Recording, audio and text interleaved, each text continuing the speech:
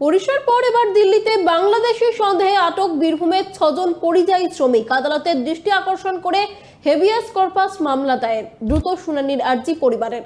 মামলা দায়েরের অনুমতি বিচারপতি তপব্রত চক্রবর্তীর ডিভিশন বেঞ্চের। আগামী শুক্রবার ওড়িশার পাশাপাশি দিল্লির এই মামলার শুনানি রয়েছে। এই বিষয়ে আরো বিস্তারিত কথা বলবো, আমাদের সাথে রয়েছে আমাদের প্রতিনিধি রিমিক। দেখো, যেমনটা জানা যাচ্ছে, ওড়িশার পর এবার দিল্লিতে বাংলাদেশি সন্দেহে বীরভূমের 6 পরিযায়ী শ্রমিককে আটক করা হয়েছে এবং এই বিষয়ে আদালতের দৃষ্টি আকর্ষণ করা হয়েছে। বিস্তারিত কি জানা যাচ্ছে?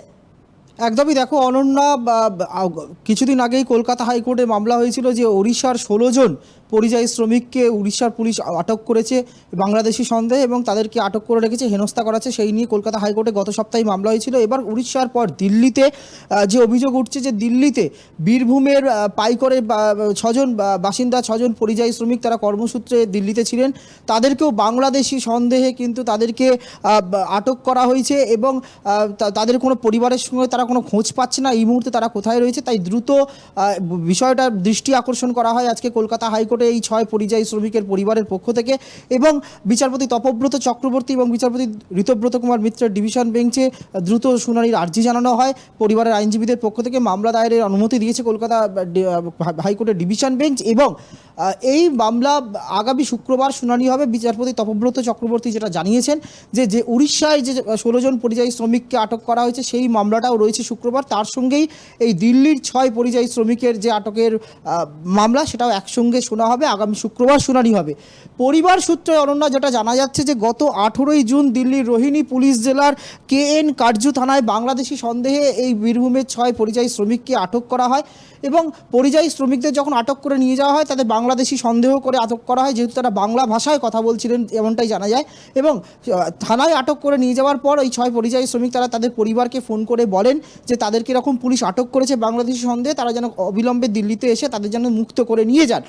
এই ফোন আসার পরেই বীরভূমের এই 6 পরিযায়ী শ্রমিকের পরিবারের সদস্যরা দিল্লিতে পৌঁছন এবং দিল্লিতে গিয়ে তারা KN কার্জু থানায় তারা যখন যোগাযোগ করেন তখন থানা থেকে বলা হয় যে ইতিমধ্যেই এই 6 বাংলাদেশি সন্দেহে যে 6 জনকে আটক করা হয়েছিল তাদেরকে ইতিমধ্যে BSF-এর হাতে তুলে দেওয়া হয়েছে এবং BSF তাদেরকে পুশব্যাক করে বাংলাদেশে ফেরত পাঠিয়ে দিয়েছে।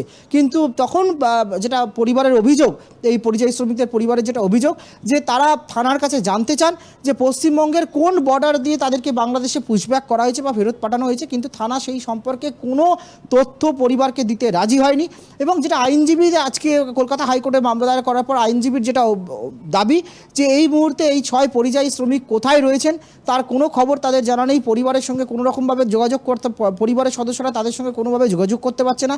তাদেরকে কোথায় পাঠিয়ে দেওয়া হয়েছে, কিভাবে রাখা হয়েছে তার কোনো তথ্য তাদের কাছে নেই।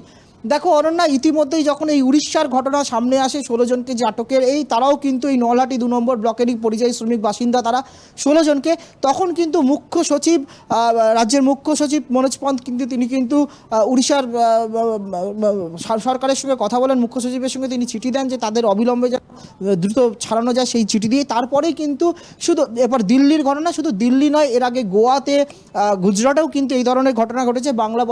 বাংলাভাষী মানুষকে বাংলাদেশি সন্দেহ করে আটক করা হয়েছে এবং এই ঘটনা যেভাবে দিনের পর দিন প্রতিনিয়ত বাড়ছে তাতে কিন্তু রাজ্য সরকার তো বটেই, রাজ্যে শাসক দলও কিন্তু একটা আশঙ্কা প্রকাশ করছে যে বাংলা ভাষায় কথা বলার জন্য যদি ভিন রাজ্যে কাজে গিয়ে সেখানে তাদেরকে বাংলাদেশি সন্দেহে আটক করা হয় এবং সেই আটক করার ঘটনা কিন্তু ক্রমশ বাড়ছে। এবং আজকে যে মামলা দায়ের হয়েছে কলকাতা হাইকোর্টে, যে দিল্লির 6 জন শ্রমিক, তাদের ক্ষেত্রে কিন্তু অভিযোগটা মারাত্মক। থানা বলছে BSF-এর হাতে তুলে দেওয়া হয়েছে এবং তাদেরকে নাকি ইতিমধ্যে পুশব্যাক করে বাংলাদেশে পাঠিয়ে দেওয়া হয়েছে এবং তারা যদি সত্যি ভারতের বাসিন্দা হন, বীরভূমের বাসিন্দা হন, তাদের যদি কোনোভাবে বাংলাদেশে পাঠিয়ে দেওয়া হয় তাহলে কিন্তু সেখানেও তারা কিন্তু অনুপ্রবেশকারীর তকমা পাবেন এবং সেখানে জেলে কিন্তু পৌঁছবেন।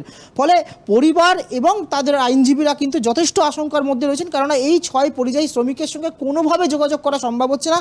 থানাও বলতে পারছে না এই মুহূর্তে তারা কোথায় রয়েছে, কারণ থানার বক্তব্য তারা নাকি BSF-এর হাতেই 6 জনকে তুলে দিয়েছে। ফলে ভয়ঙ্কর একটা পরিস্থিতি তৈরি হয়েছে এবং যেভাবে পশ্চিমবঙ্গ ভারতবর্ষের একটা রাজ্য, অঙ্গরাজ্য, তার বাসিন্দা মানে ভারতবর্ষের সে নাগরিক, ফলে সেই নাগরিককে সে যদি বাংলা ভাষায় কথা বলার জন্য তাকে যদি বাংলাদেশি তকমা দিয়ে পুলিশ গ্রেপ্তার করে বাংলাদেশে পাঠিয়ে দেয়। অনেক ধন্যবাদ রিমিক আমাদের সঙ্গে থাকার জন্য। আপনাদের আরো একবার জানিয়ে রাখি, ঠিক যেমনটা আমাদের প্রতিনিধি রিমিক জানালেন, উড়িষ্যার পর এবার দিল্লিতে বাংলাদেশি সন্দেহে আটক বীরভূমের 6 পরিযায়ী শ্রমিক। আদালতের দৃষ্টি আকর্ষণ করে হেভিয়াস কর্পাস মামলা দায়ের করা হয়েছে। দ্রুত শুনানির আর্জি জানিয়েছে পরিবার। মামলা দায়েরের অনুমতি দেওয়া হয়েছে ডিভিশন বেঞ্চের তরফে।